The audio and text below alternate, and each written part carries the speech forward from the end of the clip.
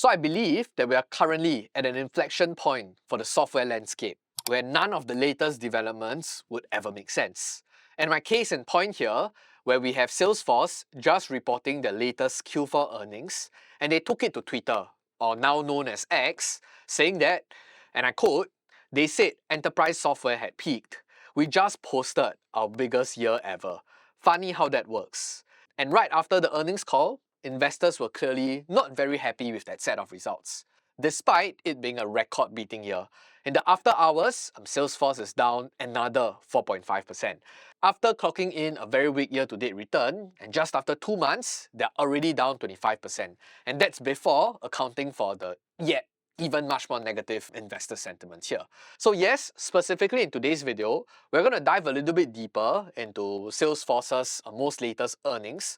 But on top of that, also try to investigate further for the general software industry, what this set of earnings mean, and how investors are trying to interpret and maybe even postulate for many of all these different software companies.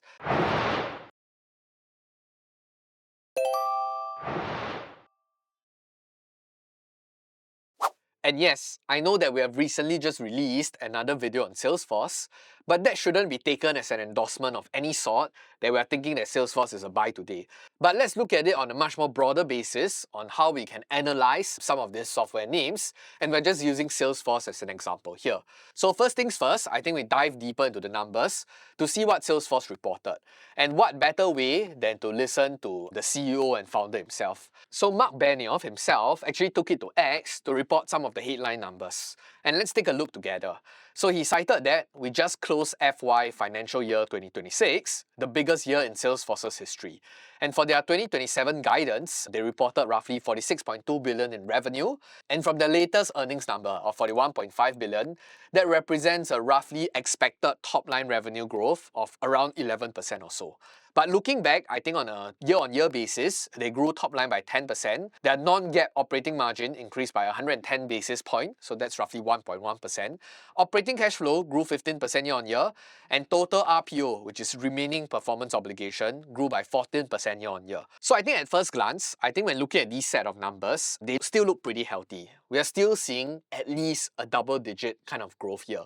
Although yes, it's still on the lower end of the low teens, and they're bucking the trend of naysayers saying that software companies are going to be obsolete as everyone will vibe code their new software alternatives. And here's the thing, at least based on Mark's commentary, every AI agent needs somewhere to land. The data, the business rules, and the conversational layer for humans and agents.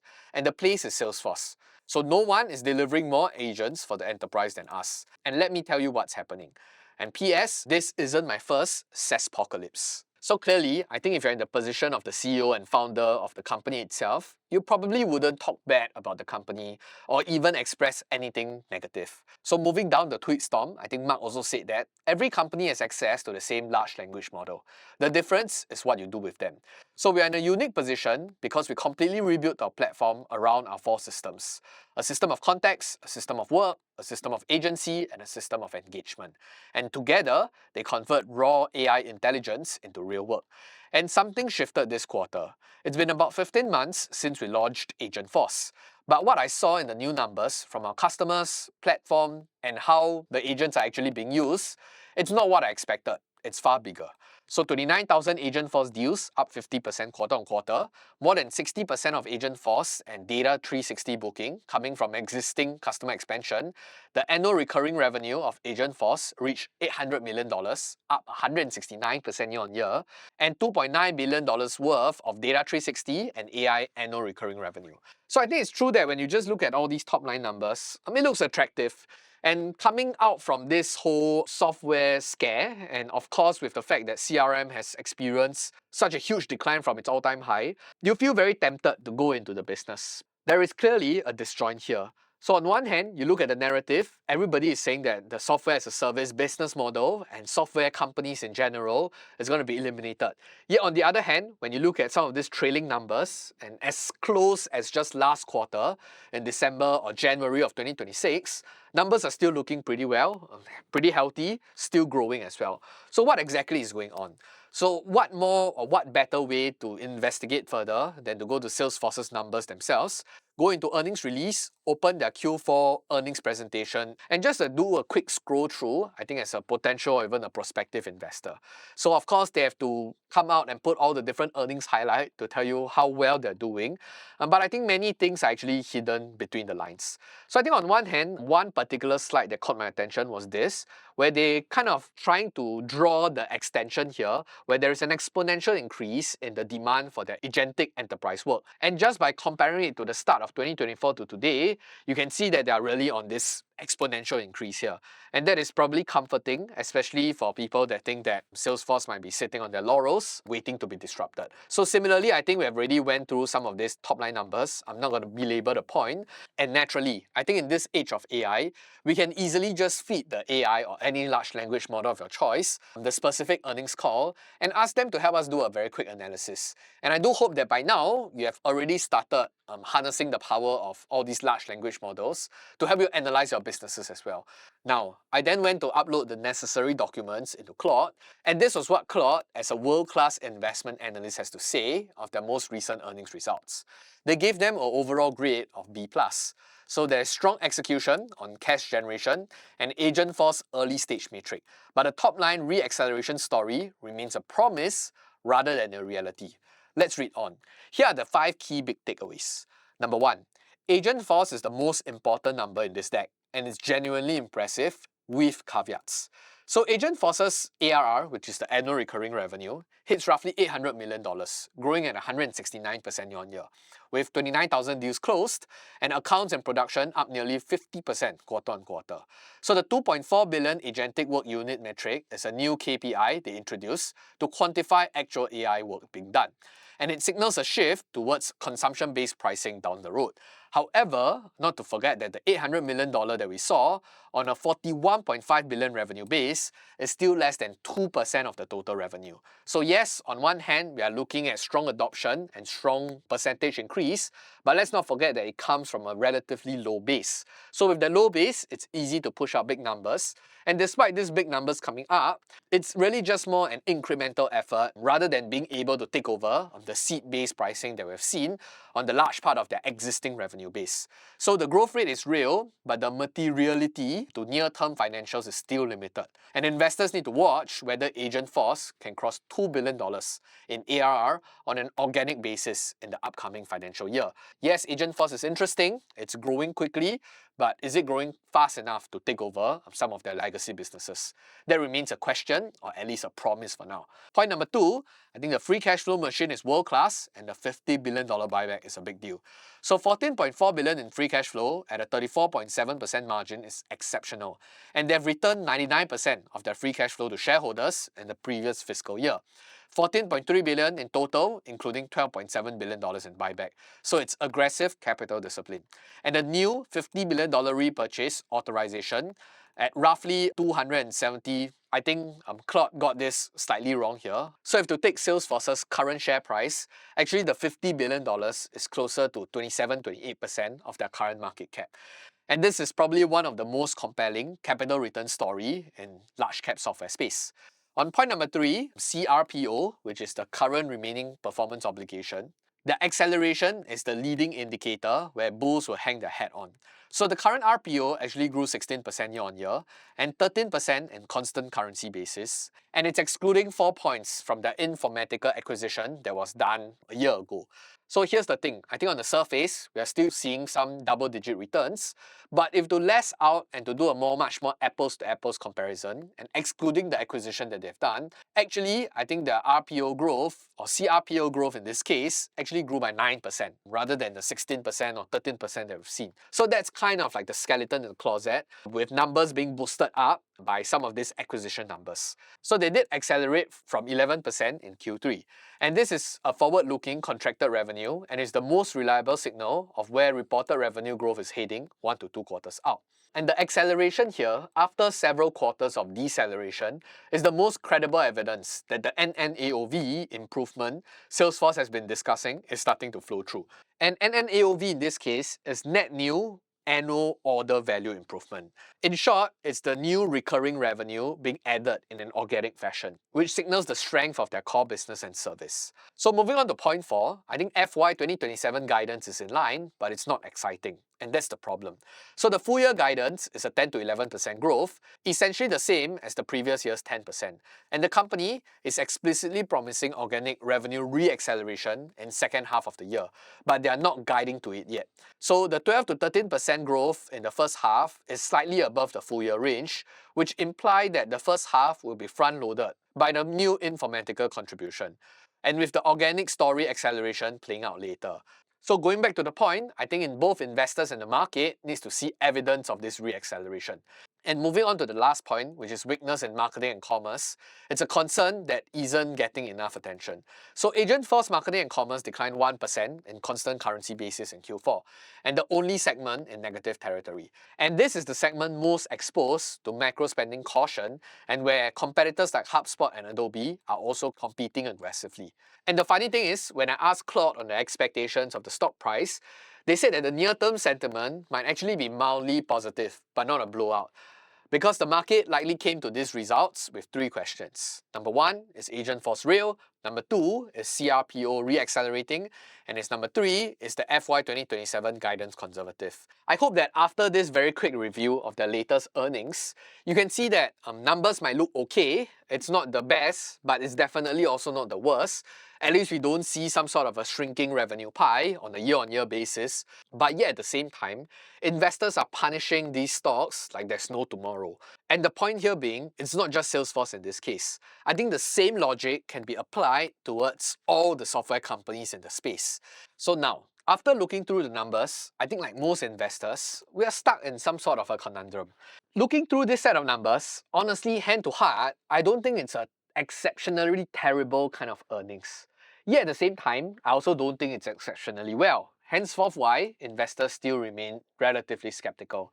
But on the other hand, when you look at the share price, just pull out any software companies, they are basically thrown into the gutter. They've all fallen at least close to 30 to 50% from its recent highs. And the same can be applied not only to Salesforce. So we are stuck in this very interesting circumstance, if I can put it that way. The numbers don't look very bad, but the narrative or the story around the stock is exceptionally bad. Everybody is thinking that software stocks are not going to survive anymore. And the point here being, if you to just search up Salesforce and look through its financials and just plot out its numbers over the last decade or so, you can see that they're just in this very, very nice uptrend, even until today, and even on a trailing 12-month basis. They're still growing, although not your very high growers of your 20-30%, but they're still posing some growth. Numbers still look pretty okay, margins are still holding up, yet at the same time, no investors want to get close to them because the stock price just keeps cratering on itself. And the question is, where do we go from here? Do we buy into the fear, or do we just avoid completely this entire industry because of the ongoing concern? So going back to the most recent earnings, I think the first question from the Morgan Stanley analyst basically outlines what most investors are worried about. Essentially, I think software investors are just afraid about one thing, and that one thing starts with this letter G, growth. And if I can quote the analyst, on the other side of that, CRPO perhaps was a little disappointing. On an organic basis, you grew that at 9%, just in line with your guidance, and typically we expect a little bit of a beat, 150 basis point of a beat. I think that's stoking some concern with investors. So can Salesforce do both? Can we grow a big Agentforce business and sustain the growth and momentum in the broader Salesforce portfolio? Can we bring along the entirety of the business? And that really goes down to the root of the problem here. How will growth of software companies look in the next 5 to 10 years? Yes, no doubt, I do believe, at least based on our own internal research and understanding, that within the next 1, 2, even up to 3 years, a lot of all these software companies are very sticky. They have high switching costs, pretty decent moat, and companies, at least for large enterprises, they wouldn't be too busy or too frantic in trying to search out for alternatives. And especially so in huge bureaucratic agencies, they need time to move. However, I think the bigger concern, at least based on some ongoing research as well, is that there is just a general decline in traffic and interest in CRM, or just generally any software companies. And as you can see, I think there is some sort of a correlation that we can draw here, comparing the relationship between their web visit versus the stock price as well. So on one hand, the legacy business with all the legacy clients, your Fortune 500, they are locked into kind of the ecosystem with high switching costs. They're slow to react. If Salesforce continue to levy price increases, they will likely stay because all these companies provide mission critical software. But yet on the other hand, your newer startups, companies with not as deep pockets, they might not necessarily just rely on Salesforce being the #1 CRM engine anymore. And the consistent worry here is their future expectations, where smaller and nimbler companies do not want to get on board. And in short, I think the pipeline for future business growth is probably slowing as well, which is seen in their numbers. And the big few questions in investors' mind now is how fast will the transition be to the consumption-based pricing with Agentforce, whether that's fast enough to replace their legacy model, are they able to transition to also attract the newer customers, and how long would this growth actually sustain out in the future.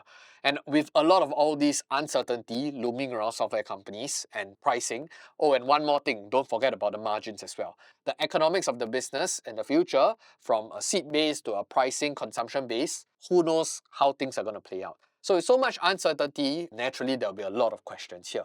But it's also usually in this heightened period of uncertainty and investors just being skeptical, will they be throwing the baby out with the bathwater, where a lot of good businesses get repriced down very aggressively, and it gives you that sort of margin of safety for you to enter potentially as an investment idea. So moving on, of course, clearly we want to move over to looking at CRM or Salesforce's valuation today. So going back to Stock Oracle, just to kind of do a bit of an intrinsic value calculation to see the set of numbers of what they're expecting, I think based on our own internal quick numbers, Salesforce looks pretty undervalued for now. So Salesforce today is trading at roughly 180 plus, near $190. The Oracle value is at 316. Of course, for those of you who do want to crunch your own numbers, you can do so at the bottom of the page, and depending on your own preferences, I do like to use the discounted free cash flow model, modeling out for 20 years. So in their latest report, I think we've seen that they reported roughly $14 billion, if I'm not wrong. Let me check. Yes, they reported a free cash flow of roughly $14.4 billion. Stock Oracle will update after FactSet feeds in the updated data. But let's assume that the free cash flow is at $14.4 billion. However, I think one very important caveat here, when you look at a lot of all these software companies' free cash flow, is the idea of stock-based compensation. They tend to kind of try to align the interests of their employees by giving out a lot of stock-based compensation. And going through their financials, looking at their stock-based compensation for Salesforce, their latest number is that free cash flow is roughly 13 billion, while stock-based compensation is roughly 3.2 billion. So if you just do a 3 divided by 13, that's probably close to 25%, give or take. So if you want to do a quick calculation and you expect that free cash flow, or you want to account for free cash flow being a cash expense, you can essentially deduct close to 20 to 25% in the name of conservatism when you do your projection as well. So going back to the intrinsic value tab, using that same 14.4 billion figure, but we do a 25% haircut, that's roughly 10.8 billion. So let's start off our free cash flow number at 10.8 billion, and assuming that that's already optimized. The debt and cash and short-term investment, everything is auto-populated, and using the discount rate that is also auto-populated as well. Now we have to give in good enough growth rate. So clearly, I think when we look at the numbers here, they are probably posting between 8 to 10%, at least in the next 5 years. I think personally, as an investor, I'm quite confident with the number. But just to be even more conservative, let's put 7%. And for the next 6 to 10 years, who knows what's going to happen? Let's assume that they just continue decelerating at only a 5% growth and long-term growth target of, say, 4%. And we do a recalculation of the intrinsic value, you get roughly $200 per share. So which is in line roughly 10% margin of error here. So you can see that this is basically what the market is trying to price in at today's stock price. Am I being over conservative? Who knows? I think it's really dependent on how you look at the business today. But I'm just trying to say that there is a reason why the stock price is being punished, probably due to this set of things that they are trying to project here. And also not forgetting the fact, one thing, that they are aggressively buying back their shares. And with that most recent $50 billion buyback plan, they can essentially eradicate close to 30% of their outstanding shares. So the funny thing is, of course, we have to do our adjustments here. But again, in the name of being conservative, everything I just ignore. So I'm just doing a very simple projection, and I still get a number or get a valuation that is close to today's number here. So I think the fact of the matter for investors today is not really so much whether software companies in Salesforce, ServiceNow, or many of these other names that you have in mind, whether they're undervalued or not. I think the main important thing that we have to focus here is really in terms of business quality and what is the expected growth ahead. And in that new AI-enabled era, how these companies are going to perform and adapt. And that is the more critical question that you have to answer. And in that next 5 to 10 years, in that kind of world, what kind of business would they be running and how would they be profiting from it? So there you have it. I think looking at Salesforce today, we have laid out the entire context. Numbers still look okay-ish in the short to medium term, maybe, at least within the next 3 to 5 years. Their business is still relatively intact, but in the medium to long term, who knows? And the market is basically trying to price in the who knows today. And I believe the same thinking framework can be applied to most software companies today. And we've received a few requests from some of you into looking at some of the other software companies as well. So if you're interested, feel free to leave in the comments below on what other software companies you wish us to analyze as a video, and maybe we will grant your wish. And again, I would like to reiterate that us analyzing Salesforce for the second time in like 2 weeks is not an endorsement. It just so happens that we were using them as the poster child of the software apocalypse. And right after, they recently just reported their earnings. And I thought that it would be a very interesting exercise to look through the earnings together and how investors are thinking about the business today. So with that, I hope you learned a great deal from this breakdown. And I'll see you in the next video. And this is CK from Piranha Profit signing off. Till next time, keep winning.